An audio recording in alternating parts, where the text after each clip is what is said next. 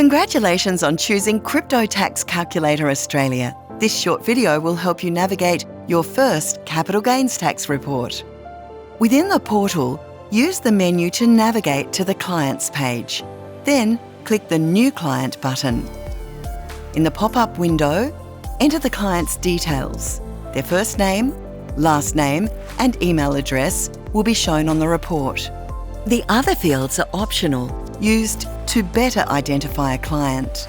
Adding a URL is great for quick navigation to pages such as their profile on Xero. Click Save. The client profile will now show up in the client's list. Click View to see their details, including any tax reports from previous years. Click the New Tax Report button. A pop-up will appear. Select the report type as well as the start and end dates of the required financial year. It is important that they are correct, as they cannot be changed later. Click Confirm. You will now be asked to confirm payment. Once the payment has been processed, your new report will appear. Click on the button titled Upload Exchange CSV. Next, click the Select Files button and use the pop-up window to navigate to your CSV files stored on your computer. It's important to select files from a single exchange only and to upload the entire trading history, not just files for the financial year. Click Generate Report. Before uploading files for an additional exchange, click the trash icon to delete the previous file selection.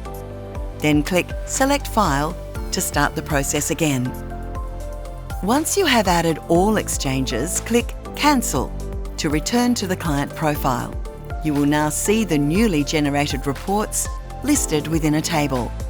Most importantly, the total capital gains and total income are listed at the bottom of the table.